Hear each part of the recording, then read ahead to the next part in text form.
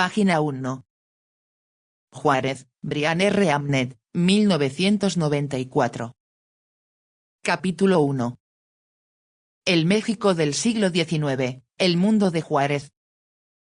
Muchos temas de la historia política y social del México del siglo XIX tenían paralelismos europeos. La singularidad y diversidad de México hicieron que los conflictos y sus consecuencias difirieran de los de Europa.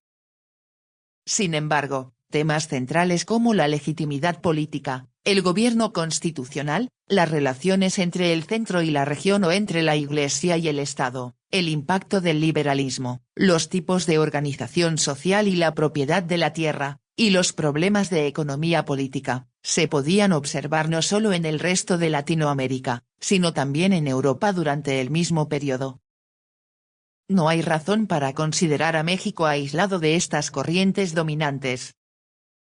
Sin embargo, las características específicas de México son las que generan las distinciones y las dificultades interpretativas.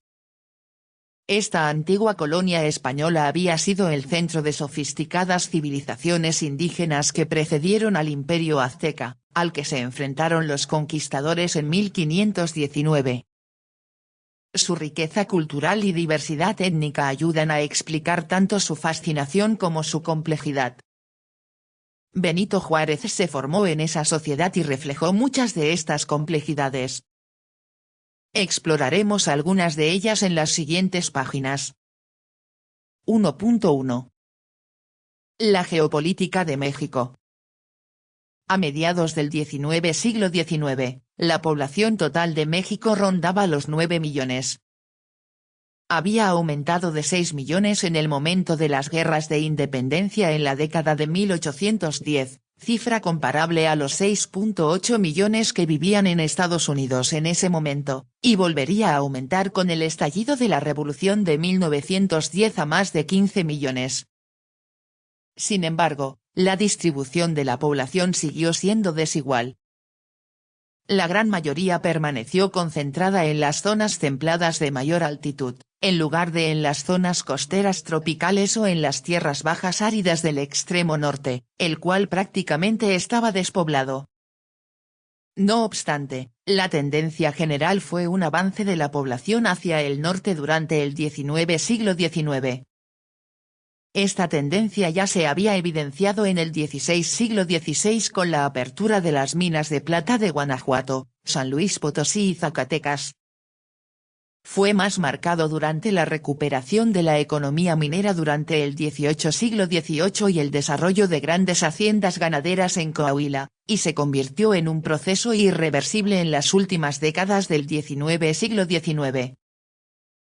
En la época colonial española, 1521-1821, el territorio incluido en el Virreinato de Nueva España se extendía mucho más allá de las esferas de influencia de la Confederación Azteca que lo precedió.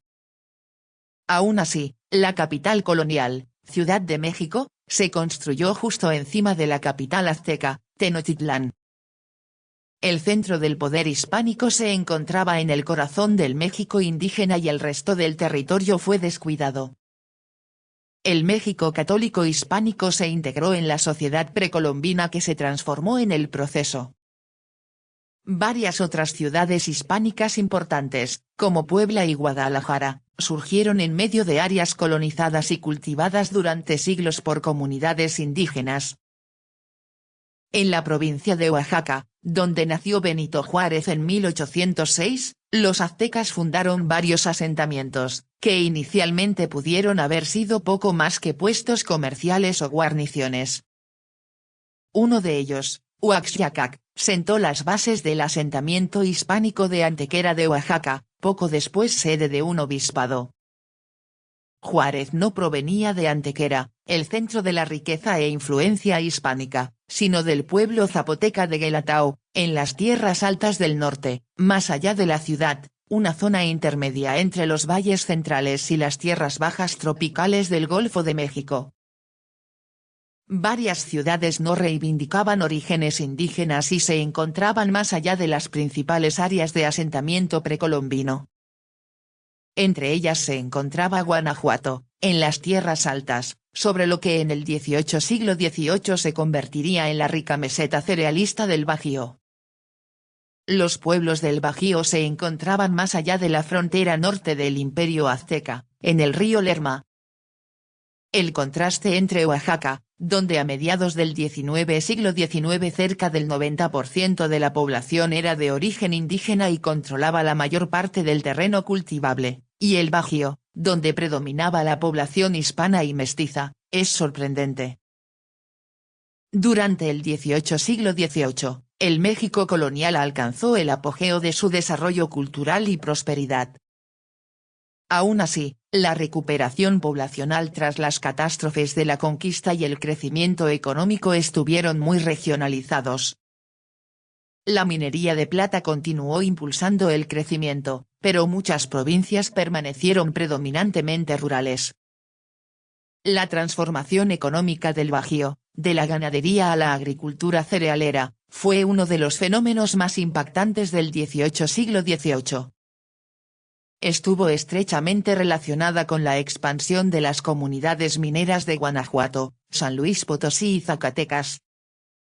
Al mismo tiempo, las industrias textiles de lana de Querétaro, Acámbaro y San Miguel el Grande abastecieron no solo a estas zonas, sino también a las zonas ganaderas del norte. Las ciudades del Bajío desempeñaron un papel decisivo en la definición de las características culturales del México de principios del siglo XIX. Centros de aprendizaje, canales para la recepción de las ideas ilustradas europeas y cunas del catolicismo popular, moldearon las respuestas y reacciones de las principales figuras políticas y religiosas de la República Independiente. Desde mediados del siglo XVIII, la ciudad de Guadalajara se convirtió en un importante productor textil de algodón y centro político del noroeste. Los establecimientos eclesiásticos y burocráticos de la ciudad ya eran formidables. Aunque no era en sí misma una zona minera importante, Guadalajara permaneció vinculada a las minas norteñas de Bolaños y Rosario. La élite terrateniente y comercial residente, varios de los cuales habían adquirido títulos nobiliarios y fundado mayorazgos, expandió su actividad por las zonas circundantes de cultura artesanal campesina indígena. Desde finales del siglo XVIII en adelante, las relaciones etnosociales en la zona central de lo que después de 1823 se convertiría en el estado de Jalisco se mantuvieron tensas. En ocasiones, como en 1810-1815 y de nuevo durante la Reforma Liberal después de 1855, estallaron en violentos conflictos. A diferencia de Guanajuato, donde la economía minera sufrió gravemente durante y después de la Guerra de Independencia, Guadalajara se recuperó rápidamente de la dislocación. Se convirtió en un centro de apoyo federalista durante gran parte del siglo XIX. La industria minera de Guanajuato no comenzó a recuperarse hasta al menos la década de 1850, y su influencia política permaneció disminuida. La economía platera de Zacatecas, por otro lado, se recuperó rápidamente después de 1817. 10 años después, esta zona producía 2/3 de la producción de plata mexicana. En consecuencia, su influencia dentro del sistema federal establecido por la Constitución de 1824 fue considerable. Siempre un centro de apoyo federalista, Zacatecas, bajo la dirección de su gobernador, Francisco García Salinas, se convirtió en la joya del experimento liberal de la era posindependencia. Los establecimientos educativos estatales, una biblioteca estatal y un banco de desarrollo agrario fueron el sello distintivo de la administración de García entre 1829 y 1835. Sin embargo, las autoridades estatales resistieron las presiones del gobierno central sobre sus ingresos. Las instituciones federales crearon barreras a la explotación de los recursos provinciales por parte del gobierno nacional. En consecuencia, mientras algunos estados, como Zacatecas, prosperaban y algunos individuos se enriquecían gracias al comercio y el crédito, el gobierno federal languidecía en la pobreza y la ineficacia. Además, los gobiernos estatales buscaron proteger sus intereses formando milicias civiles que, en el caso de Zacatecas, contaban con unos 3.000 efectivos. De esta manera, buscaban proteger el sistema federal y disuadir al gobierno nacional de emplear al ejército para reducir su autonomía. Mientras algunas regiones prosperaban, otras decaían. Sin embargo, incluso cuando el declive se manifestaba, presentaba características locales distintivas. Dentro del estado de Puebla, por ejemplo, los valles centrales, tradicionalmente hispanoamericanos, permanecieron prácticamente estancados en términos demográficos y económicos desde principios del siglo XVIII hasta finales del siglo XIX. Las haciendas parecían incapaces de superar los problemas de erosión del suelo, endeudamiento y resistencia laboral a la coerción. En contraste, el sector azucarero de la zona periférica sur se expandió hasta la década de 1810 y se recuperó de nuevo para la década de 1840. Allí, las relaciones etnosociales entre los hacendados y las comunidades aldeanas se mantuvieron tensas, al igual que en la zona contigua de Cuautla y Yautepec, actualmente en el estado de Morelos, y la Mixteca oaxaqueña.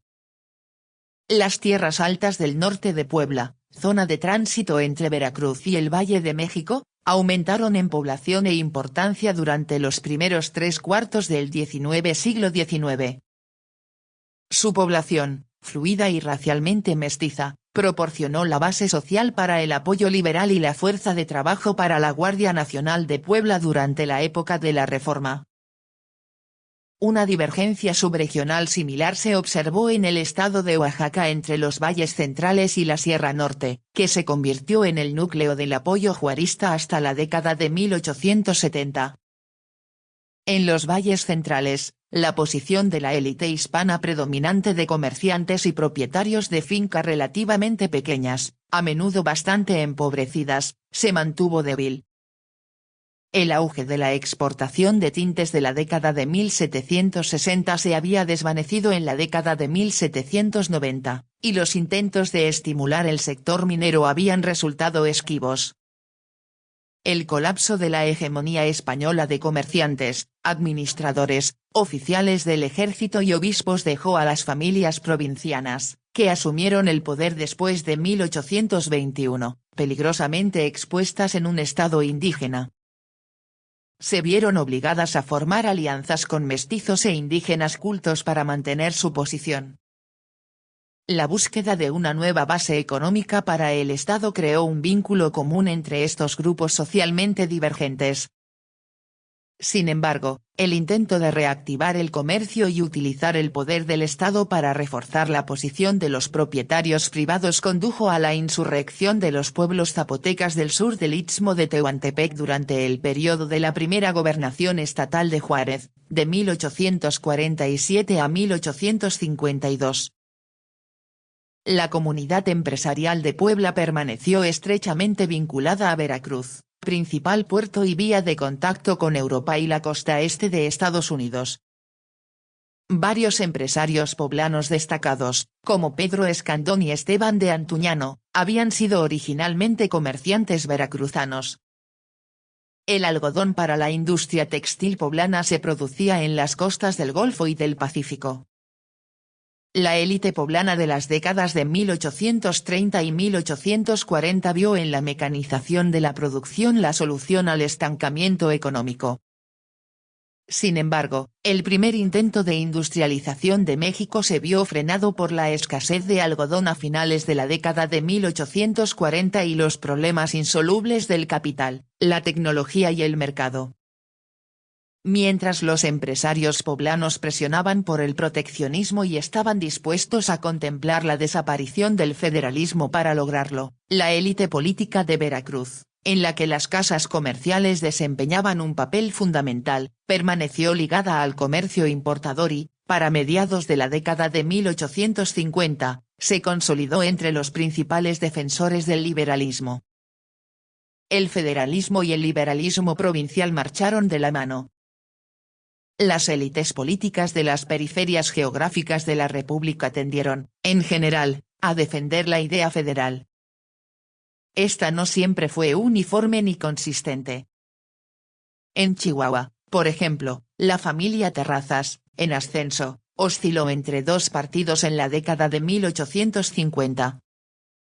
El gobernador Luis Terrazas, quien eventualmente se convertiría en el protector de Juárez durante la intervención francesa, 1862-1867, tardó bastante en comprometerse.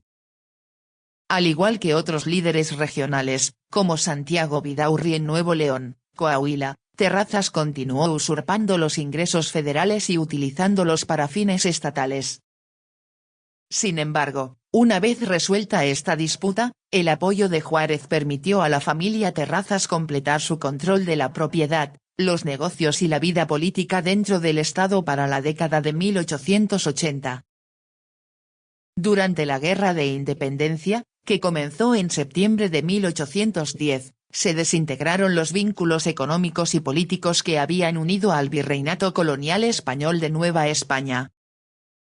Desde la década de 1810, presenciamos la desintegración del gobierno central en México.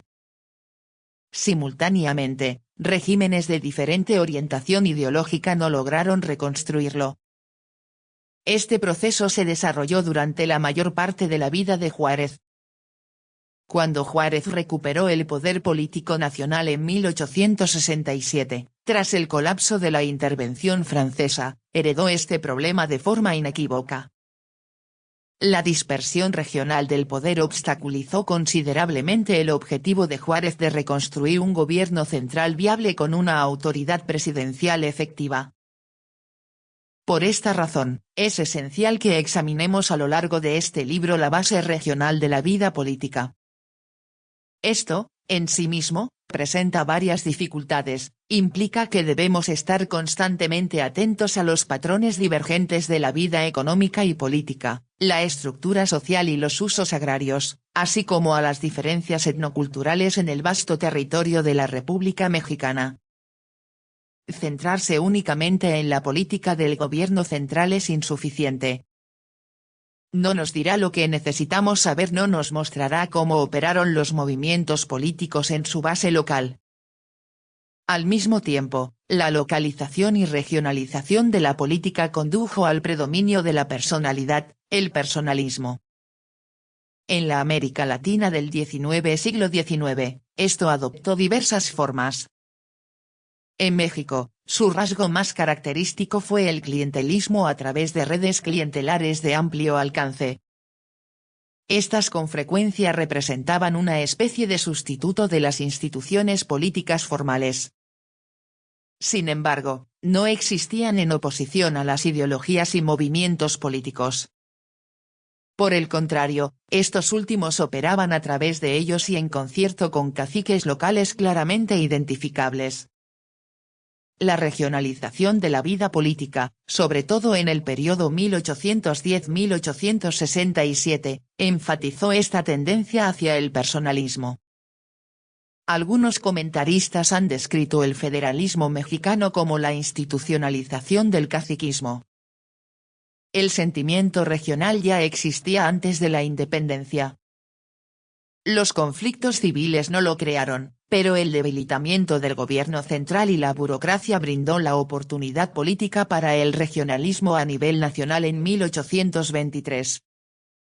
México tuvo dos constituciones federales, en 1824 y 1857, en el siglo XIX, y una tercera, vigente en la actualidad, en 1917.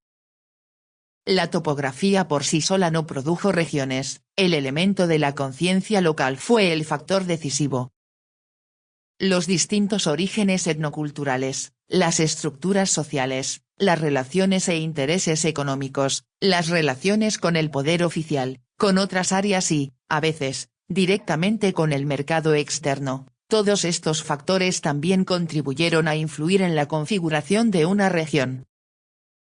El colapso del poder colonial español en 1821 estimuló las presiones provinciales para una voz política efectiva en el centro. el fracaso de la primera monarquía mexicana en 1823 y, con él, la desintegración del Ejército Nacional, allanó el camino para que varias regiones, en particular Jalisco, Zacatecas, Puebla, Oaxaca y Yucatán, se proclamaran estados libres y soberanos, con una federación apenas laxa entre sí y con el debilitado gobierno central. El regionalismo, por lo tanto, no era idéntico al separatismo, en esencia, representaba la demanda de las provincias de una mayor participación en los asuntos nacionales. Solo en casos excepcionales, como lo demostraron los casos de Texas y Yucatán en 1835-1836, se optó por una vía separatista. Gran parte de la historia mexicana del siglo XIX giró en torno a la competencia de las élites regionales por el predominio en el centro. Sin embargo, al mismo tiempo, no debe sobreestimarse el factor regional. México no dejó de existir como entidad política en ningún momento. El siglo XIX, un periodo de crisis casi continua para la nueva república, demostró la capacidad de México para sobrevivir y mantener la coherencia en una época de decadencia y en un mundo peligroso. México logró finalmente mantener su cohesión, gracias a que el pasado colonial aportó varios elementos clave a la nueva república del siglo XIX. Tres fueron de suma importancia.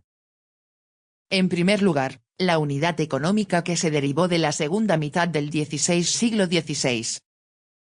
No nos referimos aquí a un mercado nacional integrado, vinculado por la infraestructura moderna que trajeron los ferrocarriles a partir de la década de 1880. Sería erróneo suponer que antes de esa fecha no existían conexiones.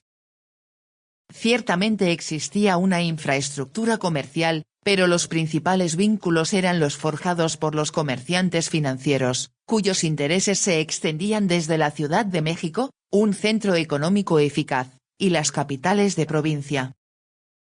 Estos importadores, exportadores e inversionistas nacionales forjaron una unidad a partir de los principales recursos económicos del virreinato colonial. Si bien la agricultura siguió siendo la base de la economía, hasta mediados del siglo XX, la minería de plata proporcionó la dinámica que marcó el ritmo. En segundo lugar, las estructuras administrativas del México colonial, a pesar de su imperfección, unieron territorios divergentes en un todo funcional. El centro del poder residía en el virrey y las audiencias, el órgano supremo administrativo y judicial, en la Ciudad de México y Guadalajara. En vista de la estrecha asociación del gremio mercantil con las fuentes del poder peninsular, los vínculos económicos y políticos siguieron siendo complementarios hasta el periodo de las reformas borbónicas después de 1765. En tercer lugar, el virreinato de Nueva España tenía una estructura eclesiástica distinta, también centrada en la Ciudad de México, sede de la arquidiócesis establecida en 1528. Había 10 diócesis cuando se estableció la Primera República Federal en 1824. Estos factores integradores ayudaron a garantizar que México no se desintegrara después de la independencia en sus partes componentes como lo haría el Reino de Guatemala, más tarde la Federación Centroamericana, en 1840. A partir de la década de 1830, el auge de Estados Unidos aportó un elemento adicional a la cohesión de México como entidad política. Tras el impacto de la pérdida de Texas en 1836, las relaciones con Estados Unidos nunca dejaron de ser un factor determinante, no solo en las relaciones exteriores de México, sino también en su política interna. La sombra de Estados Unidos se extendió sobre la República Mexicana desde la segunda década de su existencia. El problema de la relación de México con Estados Unidos seguía esencialmente sin resolverse a finales del siglo XX. A pesar del regionalismo, el México del siglo XIX tuvo que responder de alguna manera con cohesión a las constantes presiones del norte, como ningún otro país latinoamericano tuvo que hacerlo en el mismo periodo. Las dificultades económicas de México durante los primeros 3/4 del siglo coincidieron con el desarrollo de Estados Unidos. La cambiante relación entre ambos grupos fue particularmente irritante para los mexicanos, quienes, de alguna manera, tuvieron que lidiar también con un orgullo profundamente herido. La derrota del ejército mexicano a manos de Estados Unidos en la guerra de 1846-1847 empeoró la situación. México perdió la mitad de su territorio nacional y se hundió aún más en la debilidad y la división. Algunos observadores compararon al México de mediados del siglo XIX, atrapado entre Estados Unidos y las potencias europeas, con Polonia, atrapada entre la Rusia imperial y Prusia. Temían que México pudiera compartir el destino del aniquilado Estado polaco. A lo largo del siglo XIX, pues, la relación entre la región y el centro siguió siendo crucial.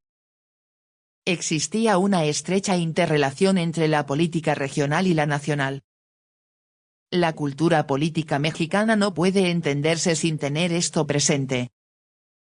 Aún así, la derrota de 1847, seguida de la Guerra Civil de la Reforma, 1858-1861, y la Guerra de Intervención Francesa reabrieron todos los elementos centrífugos de la vida política mexicana. El regionalismo y el personalismo, combinados frecuente y poderosamente, frustraron los sucesivos intentos de establecer un gobierno constitucional en el país. La realización del ideal de representación, que había germinado inicialmente en respuesta a la centralización borbónica después de 1765, resultó esquiva. En consecuencia, México, al distanciarse de Estados Unidos en términos de desarrollo económico, también se alejó de él en cuanto al establecimiento exitoso de un gobierno representativo y republicano. Este había sido, en gran medida, el objetivo de los fundadores de la República Mexicana en las décadas de 1810 y 1820, siguió siendo el objetivo de Juárez a lo largo de su carrera. El estudio de Juárez revela la magnitud de este dilema. Destaca los obstáculos que encontraron los estados latinoamericanos, pocas décadas después de la independencia del dominio ibérico, al intentar establecer una base legal de gobierno, desarrollar una política de desarrollo económico y, al mismo tiempo, definir su relación con el mundo exterior. México es, en muchos aspectos, un caso ejemplar, gobernado por Juárez de 1858 a 1872, un miembro no blanco de la raza sometida colonial. Página 9.